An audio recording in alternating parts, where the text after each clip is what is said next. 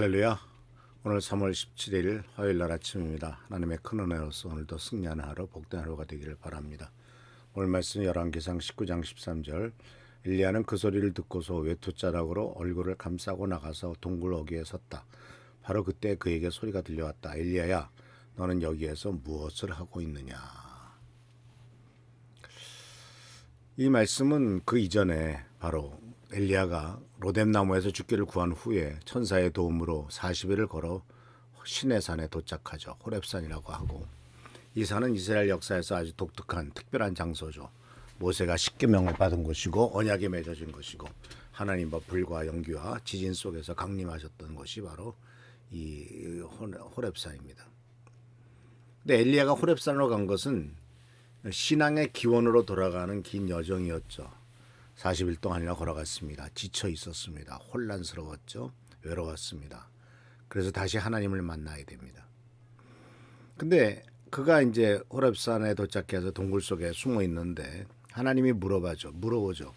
엘리야야, 내가 어찌하여 여기 있느냐. 이 질문은 책망이 아니죠. 목회적인 질문입니다. 무슨 일이 있었냐? 내 마음이 어떠냐 하는 것을 말해보라 라고 말합니다. 근데 엘리야가 이렇게 대답을 하죠. 내가 여호와의 만군의 하나님을 위하여 열심히 냈는데, 바로 주위 사람들은 다 그 이스라엘 민족들이 주님의 언약을 버리고 제단을 헐어버리고 칼로 주의 선지자들을 다 죽였는데 오직 나만 남았습니다 라고 하는 이런 말을 합니다. 엘리야는 혼자입니다. 고립되어 있습니다. 그래서 그는 홀로 남은 자로서의 그 두려움, 고독이 그를 짓누르고 있는 것을 보게 됩니다. 근데 주님께서 하나님 말씀하셨죠. 너는 나가서 산 앞에 여호와 앞에 서라. 그러면서 이제 세 가지의 큰 자연현상이 나타나죠. 크게 강한 바람, 지진, 불. 이 세 가지는 모두 시내산에서 하나님께서 강림하실 때 나타났던 현상들입니다. 출애굽기 19장 16, 17, 18절에 나오죠. 그래서 성경을 알고 있었던 엘리야는 아마도 이제 하나님이 나타나시는구나, 갈멜산처럼 강력하게 개입하시는구나 라고 기대했을지도 모르겠습니다. 바로 불이 나타나고 그랬으니까요. 근데 본문은 세 번을 반복해서 말하는 것이 바로 뭐냐면은 가라앉 가운데도 지진 가운데도 불 가운데도 하나님은 계시지 않더라라는 말이었죠. 전에는 그렇게 나타나셨는데 이제는 그 가운데 안 계시더라. 굉장히 충격적이죠. 그래서 왜 하나님은 자신의 이 정말 트레이드 마크 같은 현상 속에서 왜 계시지 않는가? 이게 무슨 의미인가? 그래서 하나님은 엘리야의 기대를 깨뜨리고 계시죠. 엘리야는 갈멜산의 불처럼 극적인 개입을 원했습니다. 다시 한번 불을 내려주십시오. 이세벨을 심판해 주십시오. 이스라엘 민족이 회개하도록 돌이켜 주십시오. 근데 하나님은 그렇게 역사하시지 않더라는 거죠. 적어도 지금이 아니에요. 왜냐하면은 엘리야에게 지금 필요한 것은 어떤 극적인 사건이 아니라 하나님과의 친밀한 만남이요, 하나님과의 관계였기 때문에 그렇다라고 하는 거죠. 그래서 하나님이 원하시는 것은, 엘리야에게 원하는 것은 그 갈멜산에서의 역사 같은 것이 아니라 세밀한 음성 가운데 하나님과의 친밀한 관계를 맺는 것, 이것을 하나님께서 더 원하고 계시고 그 속에서 하나님이 뭔가를 말씀하기를 원하시더라 하는 사실이죠.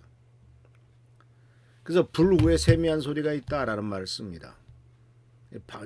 바로 이 불 후에 세미한 소리라고 하는 히브리어적 표현은 굉장히 번역하기가 어렵습니다. 고요하고 작은 음성이라고 킹제임스 번역은 번역했고, 또 순수한 침묵의 소리, 부드럽고 조용한 소리, 조용히 속삭이는 소리 등등 다양하게 번역을 했는데, 어떤 학자들은 이것을 전율시키는 침묵 또는 속삭이는 정막 같은 말로 번역합니다.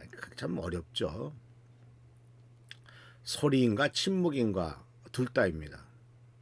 침묵 속에서 들리는 음성, 정막 속에서 느끼는 하나님의 현존입니다. 그러니까 이 굉장히 문학적이죠. 그리고 하나님께서 역사하시는 모습을 보면은 인간이 생각하는 것과는 전혀 다르죠. 근데 그 소리를 엘리야는 듣습니다. 세미한 소리를 듣습니다. 근데 엘리야가 어떻게 반응합니까? 겉옷으로 얼굴을 가리고 나와 굴 어귀에 섰다. 그는 두려워서 얼굴을 가린 것이 아니라 경외와 친밀감의 동시적인 표현이죠. 마치 모세가 불타는 떨기나무 아래서 얼굴을 가리고 하나님 앞에 나섰듯이 엘리야는 바로 하나님의 거룩한 현존 앞에 겸손하게 쓰죠. 근데 이것이 엘리야에게 무엇을 가르쳐 줍니까? 하나님의 임재는 항상 극적이지 않다라는 겁니다. 갈멜산의 불도 하나님의 방식이지만 세미한 소리도 하나님의 방식입니다. 어쩌면은 더 깊은 방식일지도 모르겠습니다. 우리들은 자주 불과 같은 하나님의 임재를 원하지만 그러나 우리가 힘들고 어렵고 지쳤을 때는 세미한 음성으로서 우리들에게 다가오고 계시죠.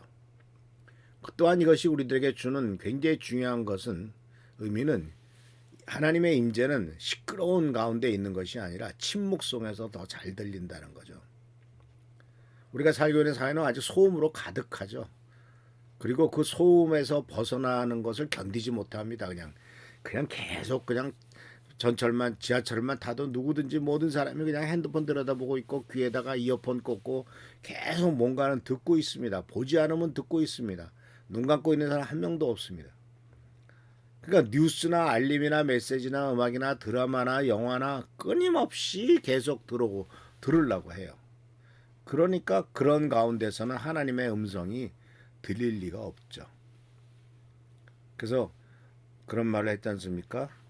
하나님께서 말씀하시려고 하는데 계속 통화 중 뚜뚜뚜 소리가 난다는 거죠. 그래서 우리 인생의 통화 중이에요. 하나님이 뭔가 말씀하시려고 하는데 우리 인생의 전화는 계속 통화 중입니다. 그래서 그런 속에서는 통화 중인 인생 속에서는 하나님의 음성을 들을 수가 없다. 그래서 침묵은 사치가 아니라 필수적인 요소이다. 그리고 또한 엘리야의 경우를 통해서 우리에게 가르쳐 주는 것은 탈진의 시간에 필요한 것은 강한 자극이 아니라 부드러운 하나님의 현존이었다.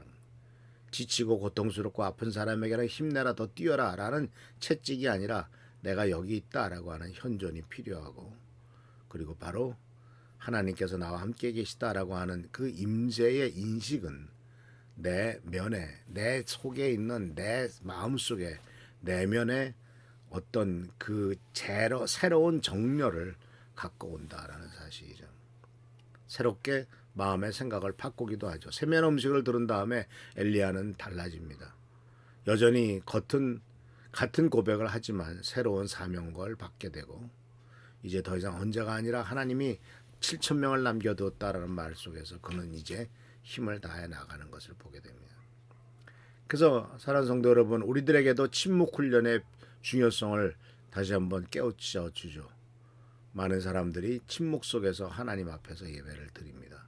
성령이 움직이시는 것을 경험하고 또 퀘이커 교도는 예배 전체가 침묵으로 이루어져 있고 성령이 움직일 때만 말을 하고 있는 것을 보게 되죠.